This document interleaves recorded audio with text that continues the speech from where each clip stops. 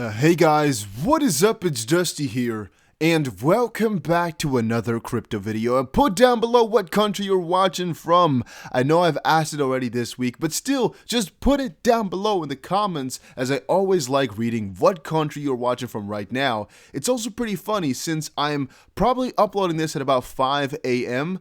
my time. Like, what time would it be for you? But alright, that all aside, I've been reading a lot of ideas here on the XRP price, and I've also been checking out the price itself, and there's two main things I noticed. One, a lot of people are still extremely bullish on XRP. A lot of these ideas are still looking good, and it basically all comes back to the idea that we have a proper backing, we have some proper support.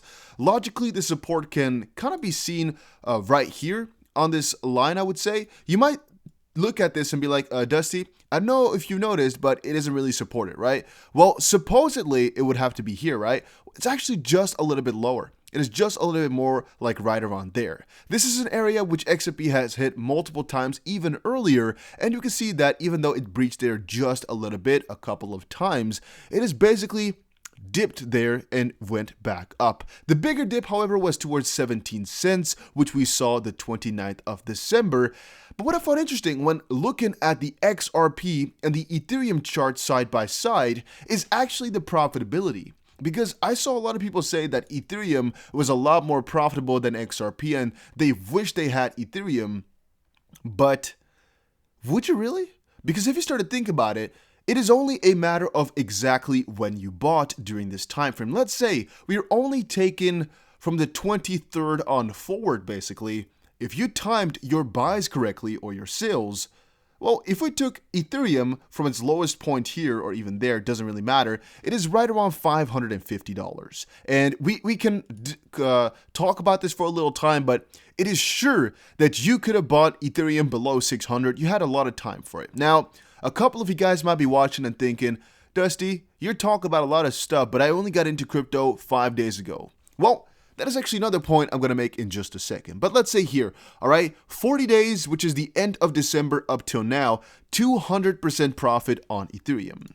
With XRP, from the lowest point that it got to, which is about 17 cents, all the way until we're at right now, or the highest point, let's say, of today, is about 146, or right now about 130%. But people are forgetting that Ethereum right now is already at an all-time high, basically breaking everything, and XRP actually got to, right as you can see here, 75 cents, which is more than 340% profit in even less time here. So within this time frame, XRP has actually moved quite a lot more, almost double from what Ethereum has actually done. And I think people are forgetting how volatile, in a positive sense, XRP really actually is and how much profitability there is too. And that's mostly because, well, XRP has just been on an uptrend for the longest time. It's just been doing good for months upon end, or without end, basically. It's just been doing good. If you just check though, XRP has a way different pattern. It basically goes in big waves, but these waves also make it so extremely profitable. Now again, waves, debatable. Ethereum also goes in waves, as we can clearly see over the last couple of weeks. It just has a pretty clear pattern there. Trading this, a little bit more difficult because, well, you might also add that it is also broken out right now. For XRP though, I think we're actually being supported right here at about 34 around cents, really double the real big support of XRP at around 17. But most importantly, there was a lot of new buyers coming in right now. And that is also reflected in most of the ideas that I saw talking about XRP right now. It is basically the idea that there's a lot of people coming in, a lot of weak hands, but also a lot of partially aggressive buying by holders who've been in for a longer time, aggressive buying by people who are here for the fundamentals in the longer term, and also aggressive buyers of people who just think that this price is too low for XRP's current position. Because think about it this way, right? There was this whole lawsuit with Ripple and the SEC. The price dropped like crazy. Let's say it just dropped right around 70% or so in this time frame. The price was down 70%. It traded within a range here for quite some time. You can basically define it as this right here. What it traded in for the longest amount of time. And all of a sudden, we got a little bit of a positive spike, which you can see, like, I think right around this area is really one of the lowest points of XRP, but also the highest point in enthusiasm because, well, Ripple just got their case, I guess, started, basically. They got the rebuttal out, and the pump group was made, and the whole Wall Street bet situation got big. All that positive influx basically added to XRP's attractability. It basically added where a lot of people would want to hold it, so it spiked up. Again, it corrected to a certain point, which was again also a very nice Fibonacci retracement level, which we talked about earlier. But also from this perspective on forward, I would like to say that, yeah, I could say that right here we just made a new bottom, and people just noticed, like they also noticed right here with the whole lawsuit, this is a place at which it can comfortably hold XRP because, well, the lawsuit has been figured out right now. I think they're going to win it. I think most people think they're going to win it. Or at least that they're going to win on the security part. Yeah, and also, if they bought on 17, knowing that, well, we just want to buy it regardless of what happens, because right here, there was no hope. This whole dip was because there was no hope for XRP anymore, and this is just people buying it in because they have hope, right? Which is 17 cents. I really think that has maybe just doubled right now to about 34 or something along those lines because people now have more faith because the rebuttal from Ripple was nice and because there's 100,000 people or something like that who just heard of XRP and who just got in because of the pump and who are most likely still in because they either took some loss or because they now started to hear about it. I really sincerely think so. Moving on though, SBI Holdings to work with Ripple and XRP for cross-border remittance settlement. I have told this so many times and I'll keep telling it. Ripple is taking over and SBI is a pretty big part in all of that. You know, Ripple and SBI have a joint venture and Ripple is very much supported over in Japan. I really sincerely think as well that if Ripple, anything happens over in the US, that Japan is one of the first places they would look to move to. They most likely got the plans already sorted out, but SBI Remit, a subsidiary of SBI Fintech Solutions, endeavors to secure dominance in the international remittance market by cooperating with overseas financial institutions and utilizing the DLT of US Ripple.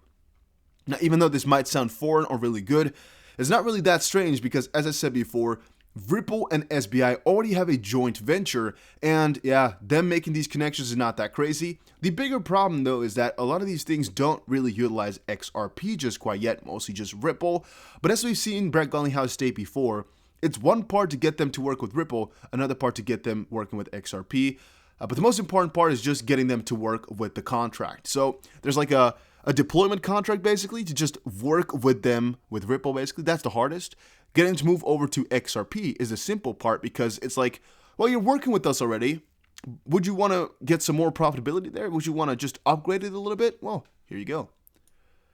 Then I just noticed that a lot of people who are sharing this poster of the XRP community, and I checked for a little while, is the 2021 edition. There we go.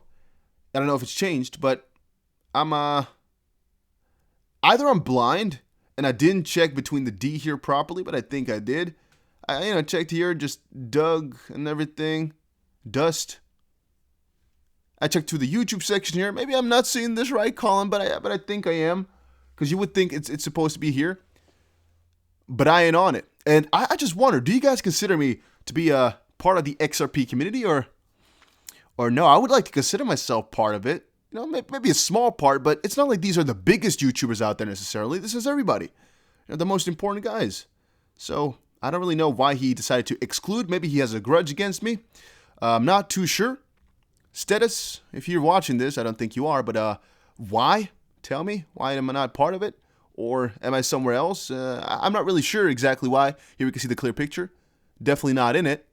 And I'm not sad. I mean, it doesn't really matter to me. It's just I don't really understand exactly what I did wrong then to not be included in such a list. I just literally do not know. But again, maybe it's something I personally missed. Maybe I'm just unaware. Maybe I should have applied to this. Could also be. Maybe I'm too stupid for it. But I'm a little bit sad, but not going to cry about it. You guys feel me? No, not this list either. No, well, okay, so that was it for that one. I guess I'm just gonna cry in a corner somewhere, tonight. Yep. It hurts. All right, moving on. Ripple client ACI partners with Central Bank of Thailand to enhance real-time payments for banks. Ripple customer ACI Worldwide helps ITMX, Central Bank of Thailand affiliated body, to modernize the current system of real-time payments for banks. And I at first was really excited about this. Then after a little while, I understood that I don't really understand actually how exactly this is going to integrate or how exactly this works. I read it twice and I still don't understand. But the most important part, I guess, is the amount of money that pulls through. You can see here in 2020, the bulk payments from system of ITMX processed almost 100 million payment transfers worth $143 billion. So that's quite a lot. But if you check through here exactly where the connection or how that exactly works, it's a RippleNet member, ACI Worldwide, and they have partnered with ITMX, which is Thailand's National Interbank Transaction Management and Exchange. But that's already where I get kind of confused. Thailand's National Interbank, so between in the country itself, through banks, transaction management and exchange. So I would say that this party, Instant Transfer Management Exchange, is just handling all the transactions within Thailand through banks, and they're helping them to modernize the system of real-time payments for banks in the country. All right, that's all pretty obvious. ITMX is a body governed by the Central Bank of Thailand. That was, again, pretty obvious as well. It's just, I guess, a part of the central bank because it handles interbank transactions. Okay.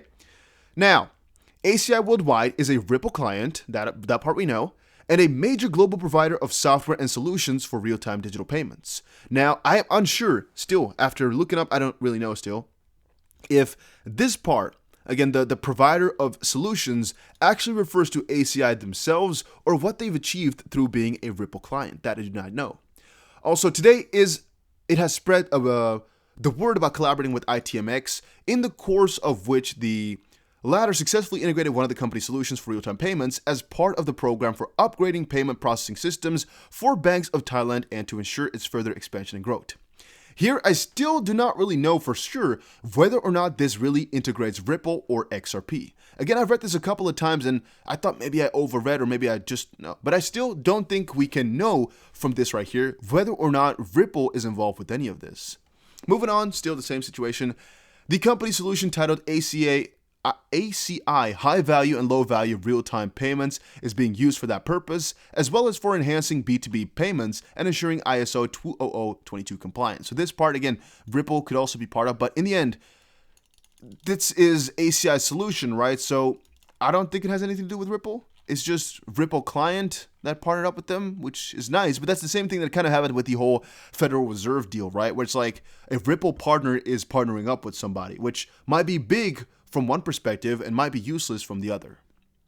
Then, guys, I'm going to quickly tell you guys to join Discord. A link will be down below, either description or in the comment section. Just check it out and join. It's really, really cool because a lot of people from the XP community are in there, right? So just join it if you want to chat or talk about others. It's pretty damn cool. Also, if you're watching this far, is Ethereum, or is Ethereum, because I saw Ethereum here, is XRP the only coin you're holding? Just wondering, out of curiosity.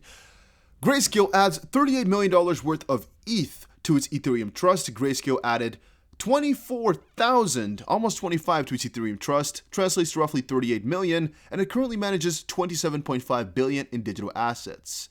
Ethereum been killing it though.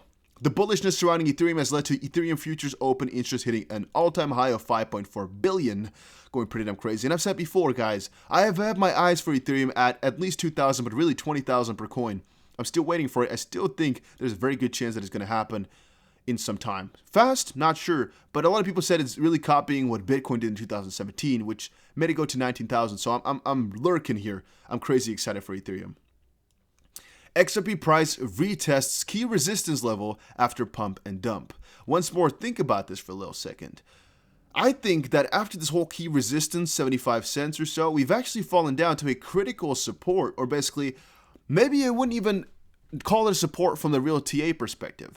I would more like to call it support from kind of a perspective of like, well, people just are buying it here purely because it's either double from the previous point or because, well, this is just where people came together and like, well, yeah, the whole lawsuit here, it was really uncertain before, so we hit 17 cents. Right now, there's like a 50% extra chance that we'll win it. So there's a lot more value added to XRP then. Plus the excitement of the crypto market also. Yeah, I just think there's more back into it right now because of all of that. This article here was why there's more to the story of XRP's latest pump. I don't think this one is really significant too much. Did exchanges improve holdings? Is there profit left to be taken? It's actually mostly an idea here, which I want to talk about a little bit later, about what's really going on with XRP. And the article doesn't really answer it. But what I want to answer and try to kind of look up for myself mostly, but also for you guys, is what type of effect these exchanges delisting or these exchanges stopping the trading of XRP at that specific time or this whole entire time frame is having on XRP. So what the effects of that really are. I'm unsure as of this point, but I think with a little bit of research and a little bit of statistics, we might actually find out what exactly it has done for XRP and how negative or positive, maybe so, this has all really been. Because I think that these exchanges shutting down, which I still think is unnecessary and just blatantly stupid, might just be an attack on XRP. I'm not too sure about that, but it could be. But also it's just really, really unnecessary. But yeah, that's just my thoughts.